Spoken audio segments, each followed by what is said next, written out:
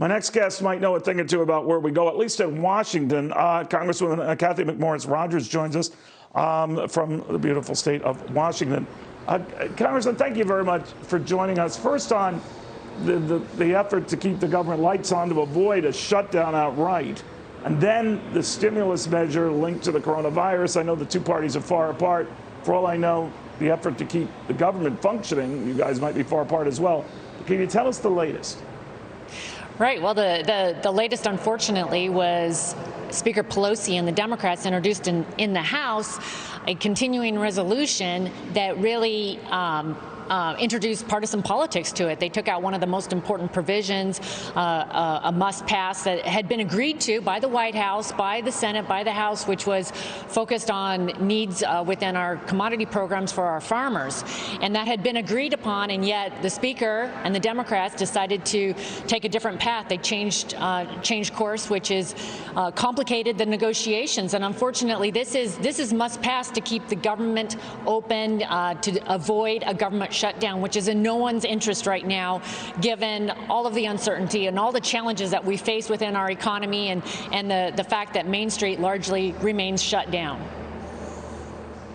I want to get an idea from you. I know you're in the House, obviously, so you don't involve yourself in these Supreme Court battles, but it does appear, Congressman, to be stopping everything or potentially putting a hold on everything. We already have Nancy Pelosi saying, I think you intimated this, we have other arrows in our quiver. I don't know what she means by that, or whether there could be action in the House, either stalled or stopped, to influence this whole thing, including impeachment.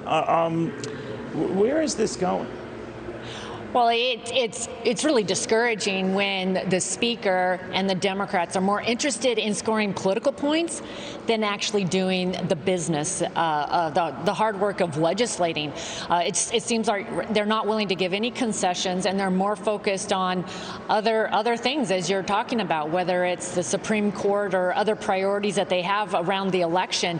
What we need to be doing is focusing on our economy, focusing on small businesses that continue to struggle due to no fault of their own, that they were shut down. We need the legislation to provide more flexibility within the Paycheck Protection Program and extend it until the end of the year. The Democrats are refusing to bring that for a vote in the House. Steve Chabot had introduced the bill, and now Jamie Herrera Butler is introducing a discharge petition by the end of the week.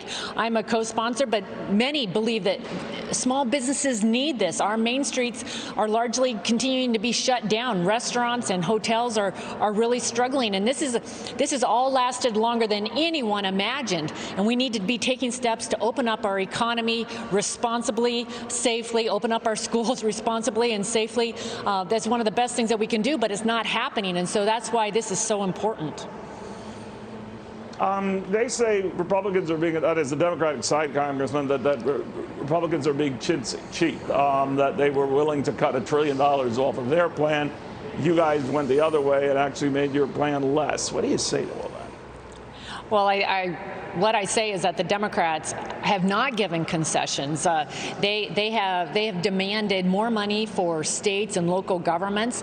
They're not coming to the table to get serious about what we need to be doing for small businesses. The liability protections, for example, businesses, hospitals, others that are operating in good faith, that have implemented the guidelines that public health has demanded of them, and yet they're facing lawsuits. That's one of the biggest reasons that we can't get the schools open, is because of liability, and they are not willing to talk to us about liability protections or what's really going to help small businesses.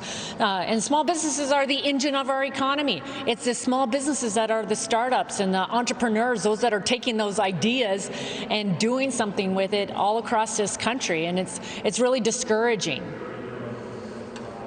All right, we'll watch it very closely. Cathy McMorris Rodgers with the Washington Congresswoman, thank you very much.